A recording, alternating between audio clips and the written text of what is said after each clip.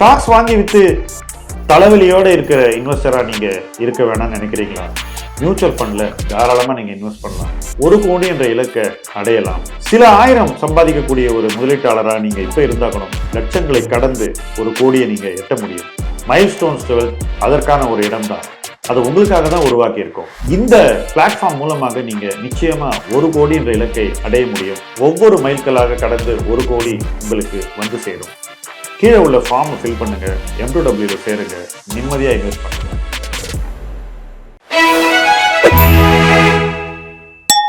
Holding பீரியடை ஏன் அதிகரிக்க வேண்டும்?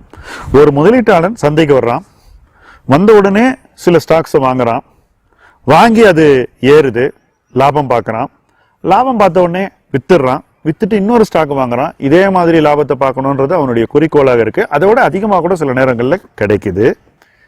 இப்படி A to B, B to C, C to D, D to Eன்னு லாபம் பண்ண பண்ண பங்குகளை வித்து புதிய பங்குகளை வாங்குவது என்ற ஒரு பழக்கத்தை அவன் உருவாக்கிக்கிறான். இதுதான் இன்வெஸ்டருடைய ஏர்லி லைஃபா இருக்கும். டிபிக்கலா சொல்றேன். ரொம்ப ரேர் இன்வெஸ்டர் தான் ரொம்ப பொறுமையா வாங்கி ஒன்றும் பண்ணாம உட்காந்து ஹோல்ட் பண்ணி பேஷண்டா அந்த வளர்ச்சியை பார்க்குறவங்க. ஏன்னா புதுசா வர்றவனுக்கு நிறைய செய்யணும்னு ஆசை இருக்கு, எல்லாத்தையும் அனுபவிக்கணும், எல்லாத்தையும் வாங்கணும், எக்ஸ்பீரியன்ஸ் பண்ணி கத்துக்கணும். இதெல்லாம் ரொம்ப நேச்சுரலா வரக்கூடிய விஷயங்கள், இதுல எந்த தவறும் இல்லை. பட் இதெல்லாம் எது வரைக்கும் உதவும் அப்படின்னாக்கா ஒரு குறிப்பிட்ட லெவல் வரைக்கும் உதவும். ஒரு ஸ்டாக்ல நீங்க ஒரு 5 lakhs இன்வெஸ்ட் பண்ணோம் அப்படின்ற ஒரு இடத்துக்கு வந்துட்டீங்கன்னா இந்த அடிக்கடி மாற்றக்கூடிய முதலீட்டு வாழ்க்கை மாற வேண்டிய ஒரு கட்டாயம் வந்துடுது. ஏன்னு சொல்றேன், 100 ஷேர் 50 ஷேர் 200 ஷேர் இப்படி கொஞ்சம் கொஞ்சமா வாங்கி விற்கிறதுல பெரிய இம்பாக்ட் இருக்காது உங்களுக்கு நெகட்டிவா. பை அண்ட் லார்ஜ் நீங்க ஓரளவுக்கு வெற்றிகரமா தான் இயங்குவீங்க. பட் ஒரு ஸ்டேஜுக்கு மேல நீங்க வளரும்போது அதிக ரூபாய் கொடுத்து ஒவ்வொரு பங்கையும் வாங்கணும், அதாவது ஒரு பங்குக்கும் நிறைய பணம் அலோகேட் பண்ணணும்ன்ற ஒரு தேவை வரும்போது நிச்சயமா உங்களால அந்த ஒரு ட்ரேடருடைய வாழ்க்கையை வாழ முடியாது. இன்ஃபேக்ட் எங்களை மாதிரி ப்ரொஃபஷனல் மேனேஜர்ஸ் மினிமம் 50 lakhs வாங்குறோம்னு வச்சுங்க PMSல, நாங்களும் இந்த ட்ரேடிங் டைப் ஆஃப் ஒரு அப்ரோச்சை எடுக்கவே முடியாது. பட் ஹையர் ரிட்டர்ன் காட்டணும்னு நினைக்கிறவங்க அதிக ட்ரேடிங் பண்ணுவாங்க. மியூச்சுவல் ஃபண்ட்ல இன்னைக்கு ரொம்ப பாப்புலரான ஃபண்ட்ஸ் எதுன்னு பாத்தீங்கன்னாக்கா அதிக ட்ரேடிங் பண்ற ஃபண்ட் தான். ஏன்னா அவன் என்ன நினைக்கிறான், ஷேரே வாங்கி அது மேல போயிடுச்சு, இப்ப இங்க இருந்து அது உடனே மேல போகாது, அதனால அந்த ஷேர் ஏ வித்துட்டு ஷேர் B வாங்கலாம், அது மேல போகும்னு நினைக்கிறோம். இப்படி மாத்த மாத்த மாத்த ஏதோ ஒரு பாயிண்ட்ல ஒரு ஷேர்ல மாட்டிக்குவாங்க, அந்த ஷேர் ஏறறதுக்கு பதிலா இறங்கிடும். அண்ட் இந்த மாதிரி மாற்றங்களை அடிக்கடி செய்யும் போது ஒரு 2-3 வருஷம் கழிச்சு பாத்தீங்கன்னாக்கா நீங்க ஆரம்பிச்ச போது உருவாக்கிய அந்த போர்ட்போலியோ, உங்க பிகினிங் போர்ட்போலியோ தரத்துல ரொம்ப நல்லதா இருக்கும். நீங்க கடைசியில பார்க்கக்கூடிய போர்ட்போலியோ அந்த அளவுக்கு தரத்துல இருக்காது, அது தரம் குறைஞ்சிரும். எப்போ உங்களுடைய கரண்ட் போர்ட்போலியோ உங்க பிகினிங் போர்ட்போலியோட தரத்துல குறைவா இருக்கோ அப்போ நீங்க லாஸ் பண்ண தயாராகிறீங்க அப்படின்னு அர்த்தம். லாஸ் வரப்போகுது, உங்க வீட்டு கதவை தட்ட போகுது. இது ஏன் நடக்குதுன்னு என்ன கேட்டீங்கன்னா இந்த மாதிரி அடிக்கடி மாற்றங்கள் செய்யறதுனாலதான் நடக்குது. ஒரு பங்கு வாங்குறீங்க, அது அப்ரிஷியேட் ஆகுது, அந்த இடத்துல 1-2 வருஷம் இருக்கும், அதுக்கப்புறம் மறுபடியும் அப்ரிஷியேட் ஆகும்னு உங்களுக்கு தெரியும் போது அந்த 1-2 வருஷம் அந்த பணத்தை சும்மா வைக்க நீங்க ரெடியா இல்லை. நீங்க நினைக்கிறது என்னன்னா இதை வித்துட்டு அப்புறம் வாங்கிக்கலான்னு. பட் அது உங்களுக்கு வெயிட் பண்ணாது. எனக்கு தெரிஞ்சு என்னுடைய முதலீட்டு அனுபவத்துல ஒரு மிகச்சிறந்த பங்கு வாங்கி அது உடனடியா மேல போச்சுன்னா நான் வித்துட்டேன்னா அது என்னால திரும்பி வாங்க முடிஞ்சதே கிடையாது. அண்ட் இந்த மாதிரி சொல்றவங்க யாராவது செஞ்சிருக்காங்களா அப்படின்னு பாத்தீங்கன்னா யாரும் செஞ்சது கிடையாது. ஏன்னா நம்ம சொல் பேச்சை கேட்கறது இல்ல பங்கு விலை பங்கு சந்தை, அதுக்குன்னு ஒரு மைண்ட் இருக்கு. அந்த மைண்டை நம்மளால ரீடே பண்ண முடியாது. நம்ம ரீட் பண்ண முடியும்னு நம்ம நினைக்கிறது நம்முடைய ஆணவம். சோ இந்த மாதிரி அடிக்கடி மாற்றங்கள் செய்யறதுல லிமிட்டட் யூட்டிலிட்டி தான் இருக்கு. ஸோ நீங்க ஆரம்பிச்சீங்கன்னா ஒரு 25 லட்சம் 50 லட்சம் வரைக்கும் போறதுக்கு இந்த ட்ரேடிங்லாம் உதவும். அதுக்கப்புறம் டெஃபினட்டா லாங்கர் ஹோல்டிங் பீரியடை நோக்கி நீங்க உங்களுடைய பயணத்தை மாற்றி அமைக்கணும். ஆக்சுவலா எங்களை மாதிரி இன்வெஸ்டர்ஸ் இந்த ஹோல்டிங் பீரியடை எக்ஸ்டெண்ட் பண்றதுக்கு தொடர்ந்து பாடுபட்டுக்கிட்டே இருக்கும். அது ரொம்ப ஈஸி அப்படின்னு நீங்க நினைச்சீங்கன்னா சத்தியமா கிடையாது. ஏன்னா ஒரு ஸ்டாக் வாங்குறேன், நான் வாங்குற விலை 55 ரூபா, 5 வருஷம் கழிச்சு அது 55 ரூபாயில இருக்குன்னு வச்சுப்போம். ஹோல்டு பண்ணணுமா வெளியேறணுமா? இந்த மாதிரியான டைலமா முதலீட்டு வாழ்க்கையில சர்வசகஜம், ஈஸியா வரும் அந்த மாதிரி. சோ லாங்கர் ஹோல்டிங் பீரியட் அப்படிங்கிறது நம்முடைய வளர்ச்சிக்கான அடிப்படை தேவை. நான் ஃபர்ஸ்ட் 10 இயர்ஸ் என்னுடைய முதலீட்டு கேரியர்ல எவ்வளவு ஆவரேஜ் ஹோல்டிங் பீரியடுங்கிறத நான் பார்த்தேன். அதுக்கு அடுத்த 10 இயர்ஸ் எவ்வளவு ஆவரேஜ் ஹோல்டிங் பீரியட் அப்படின்றத பார்த்தேன். ஃபர்ஸ்ட் 10 இயரை விட என்னால ஆவரேஜ் ஹோல்டிங் பீரியடை அடுத்த 10 இயர்ல இரட்டிப்பாக்க முடிந்தது. அவ்வளவுதான். I was able to double my holding period to 2. இது பெரிய அச்சீவ்மெண்டா அப்படின்னு கேட்டீங்கன்னா நான் அதை ஒரு பெரிய அச்சீவ்மெண்டா நினைக்கல. ஏன்னா இதை விட லாங்கர் ஹோல்டிங் பீரியடை நான் எப்பவோ உருவாக்கி இருக்கலாம். ஆனால் நிறைய முடிவுகள் நமக்கு முன்னாடி இருக்கும்போது, அந்த முடிவு நமக்கு அப்பீல் ஆகும்போது, நாம புதிய முடிவுகளை எடுக்க பழைய ஸ்டாக்ஸை வித்துடுறோம். வேற ஒண்ணுமே கிடையாது. ஏன்னா நம்மகிட்ட பணம் இருக்காது. நம்ம வளர வளர இந்த கெஸ்டேஷனை ஹோல்டிங் பீரியடை நீட்டிக்கணும்னு நான் சொல்றேன் இல்லையா. ஃபர்ஸ்ட் ஒரு கோல் உங்களுக்கு கொடுக்குறேன். ஒரு ஸ்டாக்கை 5 இயர்ஸ்க்கு ஹோல்டு பண்ண பழகு. அது எவ்வளவு கஷ்டம் நீங்க புரிஞ்சுப்பீங்க. 99% ஆஃப் த பீப்புள் எந்த ஸ்டாக்கே 5 இயர்ஸ் வச்சுக்கிறது இல்லை. இப்போ வாரன் பஃபெட்டை போய் பார்க்கும்போது அவர் கோகோ கோலாவையும் கெய்கோவையும் எத்தனை வருஷம் வச்சிருக்காரு, எத்தனை டெக்கேட்ஸுக்கு வச்சிருக்காருன்னு பாருங்க. உங்களுக்கு புரியும் நான் சொல்றது என்னன்னு. அவர் தன்னை வந்து ஒரு பிசினஸ் ஓனர் மாதிரி பாக்குறாரு. ஆனா நம்ம என்ன நினைக்கிறோம், நம்ம பிசினஸ் ஓனரோட ஸ்மார்ட், நம்ம இதை இந்த விலையில வித்துட்டு அப்புறமா சீப்பா வாங்கிட முடியும்னு நினைக்கிறோம். அதுதான் வித்தியாசம். ஸோ லாங்கர் பீரியட் ஹோல்டு பண்ணோம்னா நம்மளும் ஒரு பிசினஸ் ஓனர் மாதிரி யோசிக்க சிந்திக்க கத்துக்கணும். அது ஈஸி இல்லை அப்படிங்கிறது தான் என்னுடைய கருத்து. ஸோ ஒரு டெக்கேட் நம்ம எக்ஸ்பீரியன்ஸ் கூடும் போதும் நம்மளால நம்மளுடைய ஹோல்டிங் பீரியடை 2 மடங்கு ஆக்க முடியுதான்னு பார்க்கணும். For every decade we must try to double our holding period. அப்படின்னா என்ன அர்த்தம்? ஒரு பீரியடுக்கு அப்புறம் எதையும் விற்க மாட்டோம்னு அர்த்தம். அதுதான் அர்த்தம். அப்போ ஒரு பீரியடுக்கு அப்புறம் அந்த போர்ட்ஃபோலியோ ஸ்டாட்டிக் ஆகிடணும்.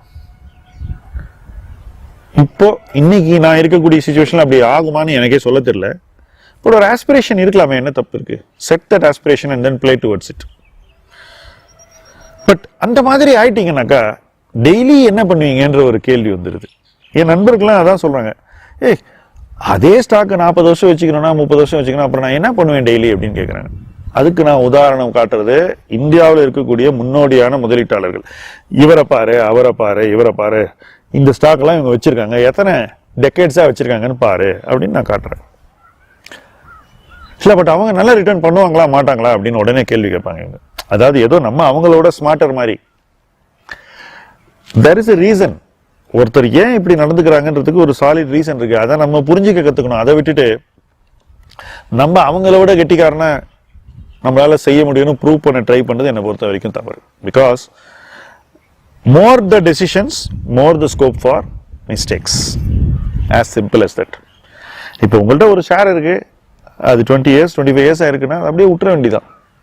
பட் இந்த டபுளிங் ஆஃப் ஹோல்டிங் பீரியட் எப்போ ரொம்ப எஃபெக்டிவா ஒர்க் ஆகுனா, நீங்க 1 இயர் தான் ஹோல்ட் பண்றீங்கன்னா 2 இயர் ஆக முடியும், 2 இயர்னா ஒரு 4 இயர் ஆக முடியும், 4 இயர்னா 8 இயர் ஆக முடியும். அந்த 8 இயருக்கு மேல நீங்க டபுள் பண்றதே வந்து நிறைய பேருக்கு சிரமமாயிடும் அவ்வளவு நாளைக்கு பங்குகளை வைத்துக் கொள்வதற்கு. அதற்கு தேவையான முதிர்வு ரொம்ப அதிகம். ஃபர்ஸ்ட் நம்ம வந்து இவ்வளவுதான் பண்ண முடியும், இதுக்கு மேல நம்ம பண்ண முடியாதுன்ற ஒரு ஏற்பு வரணும் மைண்ட்ல. ஓகே, ஸோ நான் வந்து எவ்ரி இயர் இவ்வளவு ரிட்டர்ன் பண்ணுவேன், என்னால மார்க்கெட்டை இப்படி எல்லாம் பீட் பண்ண முடியும்னு நினைக்கிறவங்களால இந்த மாதிரி ஹோல்ட் பண்ணவே முடியாது. So you will have to agree that உங்க கேபிட்டல் பேஸ் பெருசாயிடுச்சு, இதுக்கு மேல நீங்க வந்து மாற்றங்களை அடிக்கடி செய்ய முடியாது. அதனால நீங்க வந்து குறைவான மாற்றங்களை சில பங்குகளில் உருவாக்கி நிறைவான ஒரு முதலீட்டு அனுபவத்தை பெற வேண்டும்ன்ற ஒரு பாயிண்ட்டுக்கு நீங்க வரணும். பெரிய பெரிய ஆட்கள்லாம் அதுதான் பண்ணியிருக்காங்க.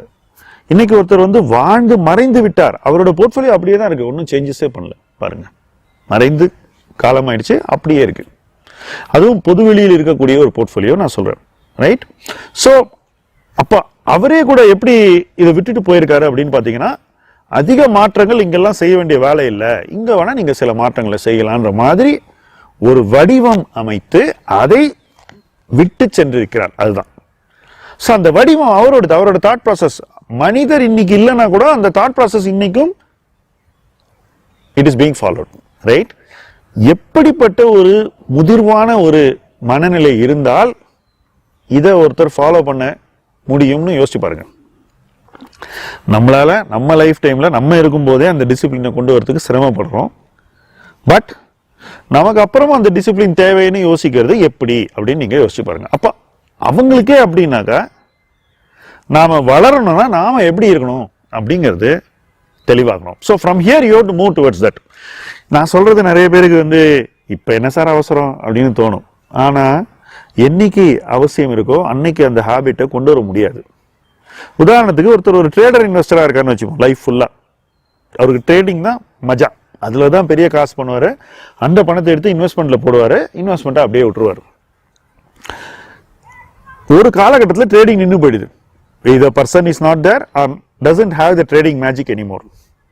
ஆனா போர்ட்ஃபோலியோ இருக்கு. அப்போ போர்ட்ஃபோலியோ பியூர் இன்வெஸ்ட்மெண்ட் போர்ட்ஃபோலியோ மாறணும்.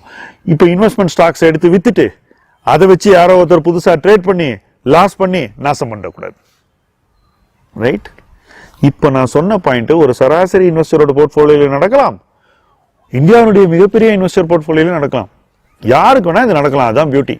நீங்களே ஒரு இன்வெஸ்டரா ரொம்ப நல்லா பண்ணிருப்பீங்க, ஆனா நீங்க பாக்குறது என்ன, பக்கத்துல இருக்கிறவன் ட்ரேடிங்ல பயங்கரமா பணம் பண்றான்னு உங்கள்கிட்ட சொல்றான். உண்மையா பொய்யா தெரியாது, அவன் சொல்றான். பார்த்த உடனே நம்மளும் ஏன் பண்ணக்கூடாது, நீங்க உங்ககிட்ட இருக்கிற டைட்டனையோ அல்லது ஐசிஐசிஐ பேங்கையோ அல்லது நெஸ்லேயோ வித்துட்டு பணத்தை கொண்டு போய் F&O போட்டு ட்ரேட் பண்றீங்க. கையில இருந்த நல்ல ஷேர் போயிடுச்சு, அந்த பணம் உங்களுக்கு ட்ரேடிங் கேபிட்டல் ஆயிடுச்சு.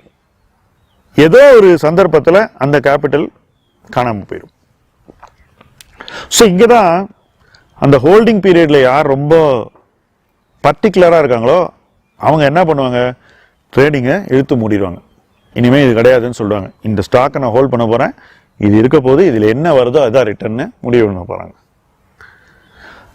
இதனால பெரிய பாதிப்புலாம் ஒன்றும் இல்லை.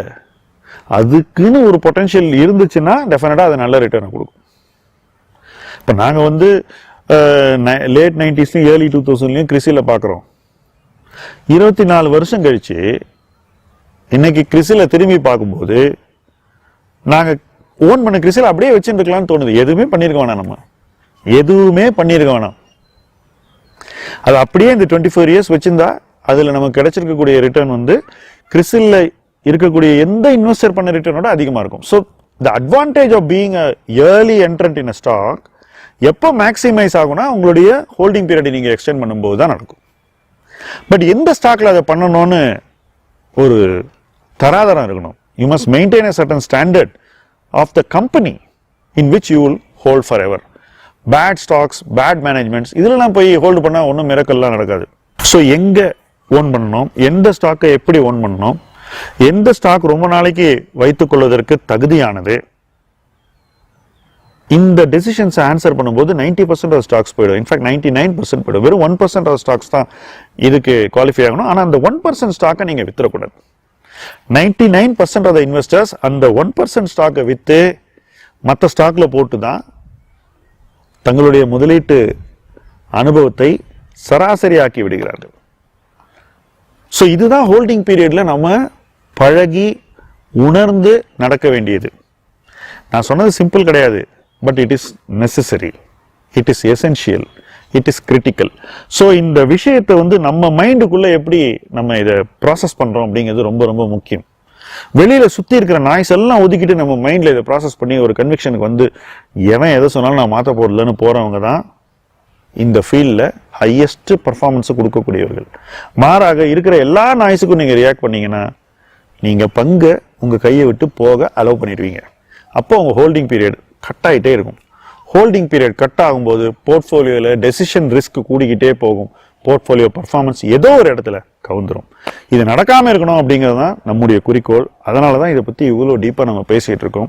இன்னும் தொடர்ந்து இந்த சப்ஜெக்டை பேசுவோம். ஹோல்டிங் பீரியடை எப்படி டபுள் பண்ணுறதுன்னு பார்ப்போம்.